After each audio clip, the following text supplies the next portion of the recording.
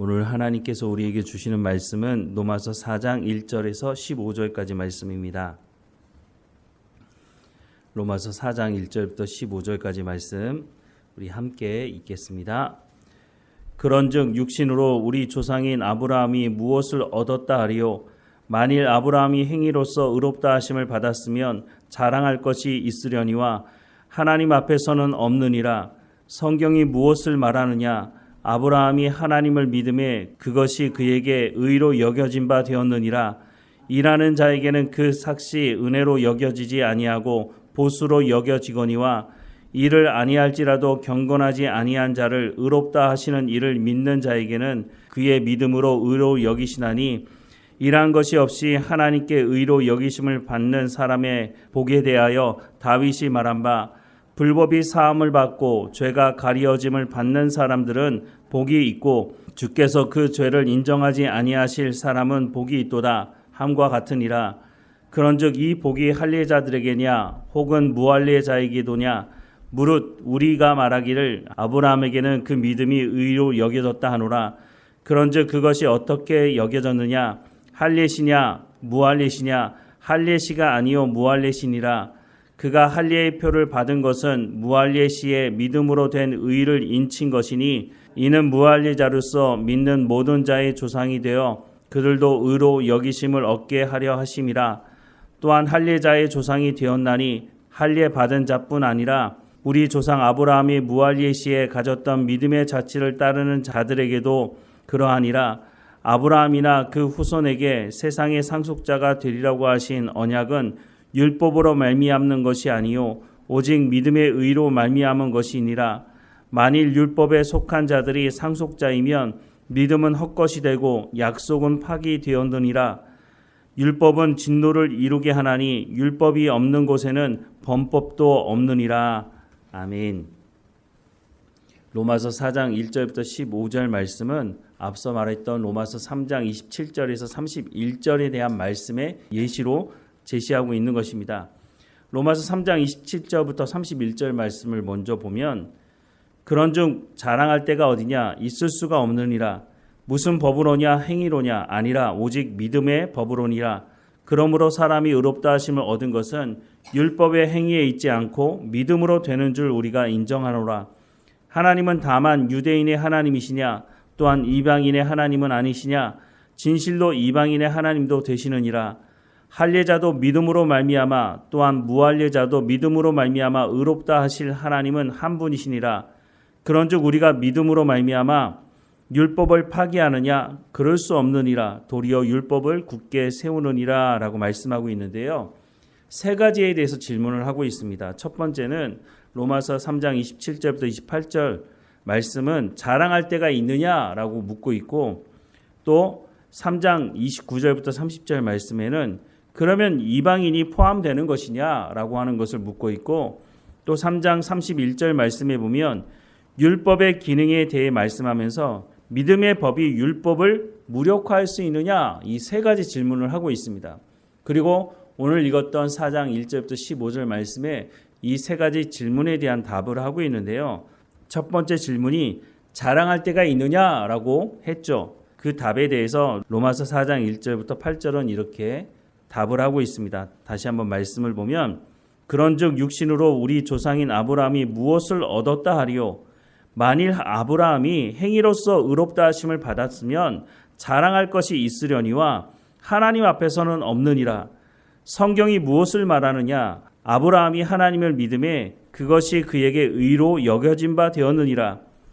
일하는 자에게는 그 삭시 은혜로 여겨지지 아니하고 보수로 여겨지거니와 일을 아니할지라도 경건하지 아니한 자를 의롭다 하시는 이를 믿는 자에게는 그의 믿음을 의로 여기시나니 일한 것이 없이 하나님께 의로 여기심을 받는 사람의 복에 대하여 다윗이 말한 바 불법이 사함을 받고 죄가 가리어짐을 받는 사람들은 복이 있고 주께서 그 죄를 인정하지 아니하실 사람은 복이 있도다 함과 같으니라 라고 말씀을 하고 있습니다.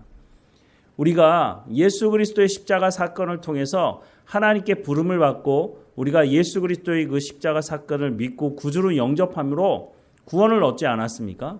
그런데 이 과정 속에서 우리가 행위로 구원받은 내용이 있습니까?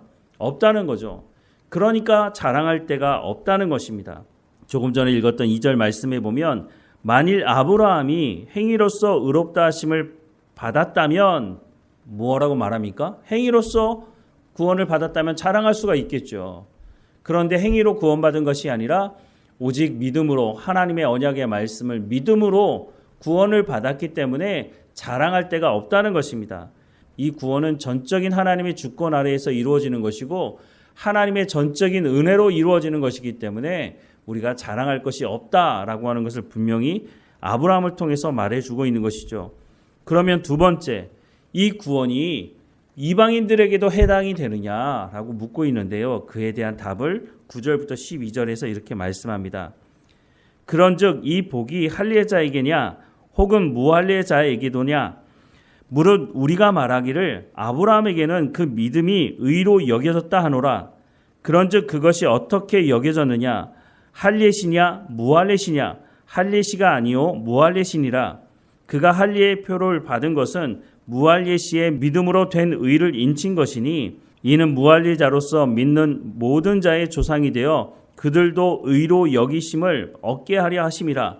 또한 할례자의 조상이 되었나니 곧 할례를 받을 자에게뿐만 아니라 우리 조상 아브라함이 무할례시에 가졌던 믿음의 자치를 따르는 자들에게도 그러하니라 라고 말씀을 하고 있습니다. 아브라함이 하나님 앞에서 하나님의 말씀을 믿고 의롭다 칭함을 받을 때가 언제냐고 묻고 있는 거죠. 창세기 15장에 보면 하나님께서 아브라함을 불러내셔서 하늘을 보여주시며 하늘의 별과 같이 너의 자손이 있게 할 것이다 라고 하는 약속의 말씀을 하시죠. 창세기 15장 6절에 보면 하나님께서 말씀하시는 그 말씀을 아브라함이 믿었다라고 말씀하고 있고 아브라함이 하나님을 믿자 하나님이 아브라함을 의롭다 칭하셨다라고 말씀을 하고 있다는 겁니다. 그때가 언제냐? 할례를 받고 난 이후냐? 할례를 받기 전이냐라고 묻고 있는 거죠. 아브라함이 할례를 받은 것은 창세기 17장에 기록된 말씀입니다. 그러니까 창세기 15장에 아브라함이 하나님의 말씀을 믿고 의롭다 칭함을 받은 것은 할례 받기 전이라는 것이죠. 이게 왜 중요하냐 하면 유대인들은 할례가 바로 구원과 직결되어 있다고 생각을 하고 있다는 것입니다. 그래서 이방인과 유대인을 구분하는 가장 중요한 기준이 바로 할례를 받았느냐 할례를 받지 않았느냐 여기에 기준이 있었다고 하는 것입니다. 아브라함이 하나님 앞에 의롭다 칭함을 받은 것이 할례 받은 이유라면 유대인들의 말이 맞겠죠. 그런데 하나님께서 아브라함을 의롭다 칭하신 것이 할례 받기 전이니 할례를 받기 전이라고 하는 것은 이방인이라고 말할 수 있는 것이죠. 그러니까 이방인으로 있을 때 아브라함이 하나님의 말씀을 믿었고 그 하나님의 말씀을 믿음으로 말미암아 의롭다 칭함을 받았으니 그러니 이방인들이 하나님의 구원으로부터 벗어나느냐? 그럴 수 없다는 거죠.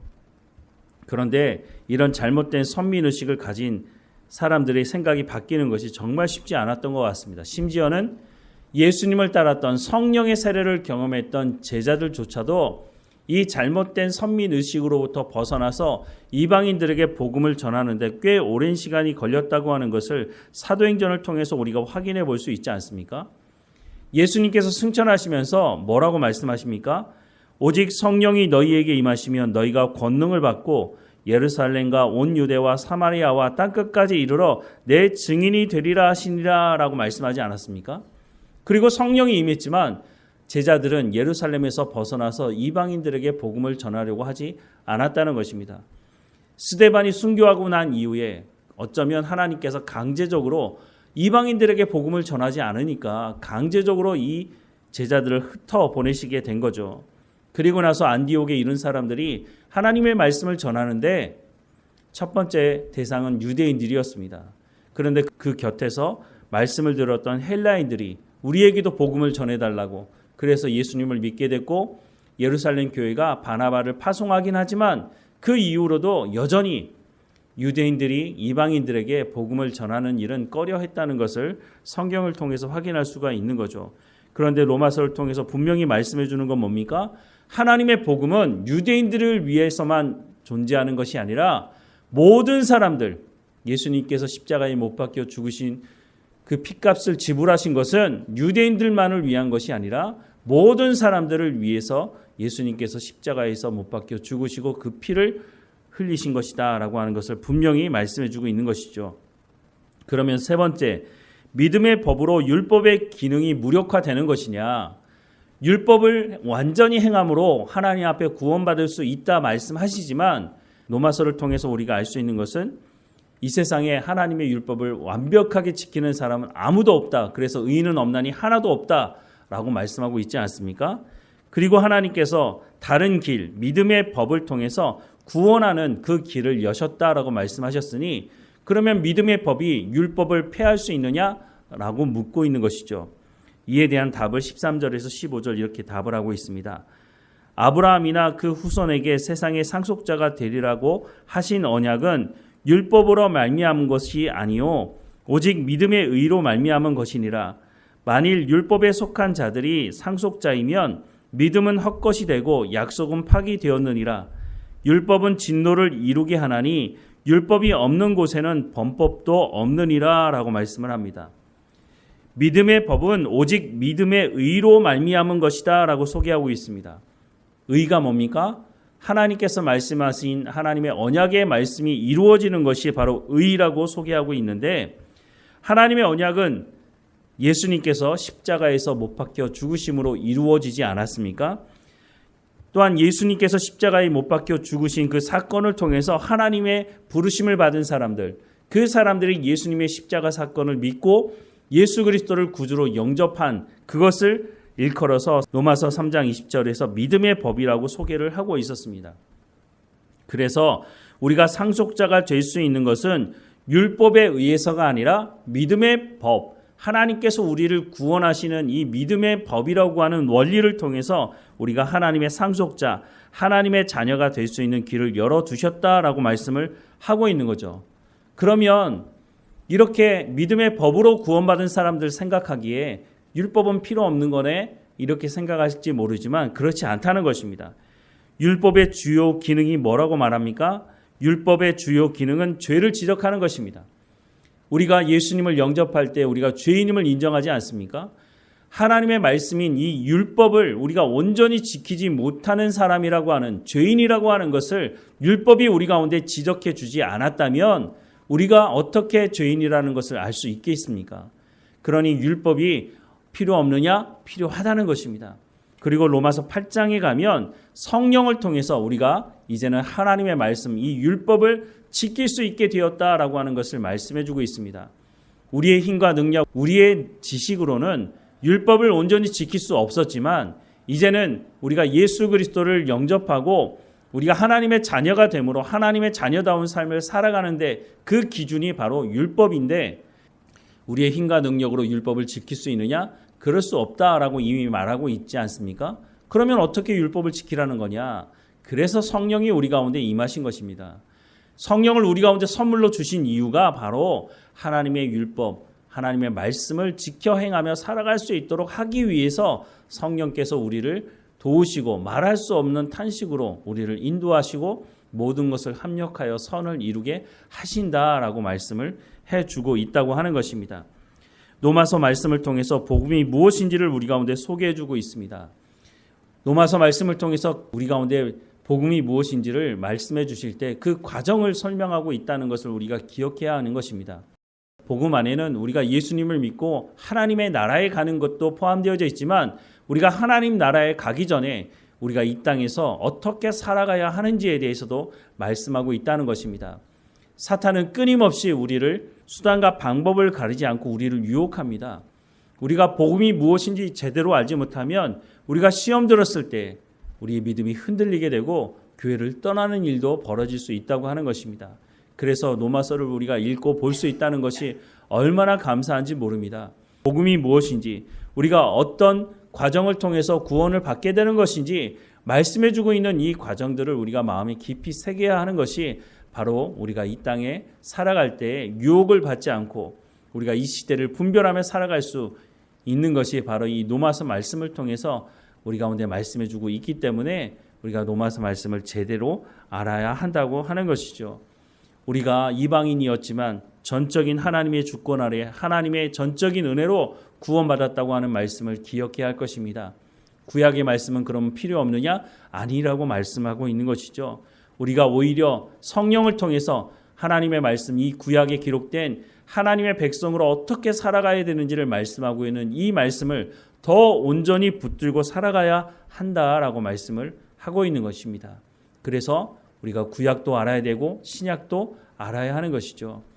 오늘도 깨어 있으며 하나님께서 인도하시는 길을 쫓아가면서 우리가 성령을 통해서 하나님께서 말씀하신 하나님의 백성들은 어떻게 살아가야 되는지를 말씀하고 있는 이 율법의 말씀을 우리가 제대로 깨닫고 붙들고 우리가 하나님 앞에 성령의 열매를 맺어가는 우리의 삶이 되기를 주님의 이름으로 축원합니다.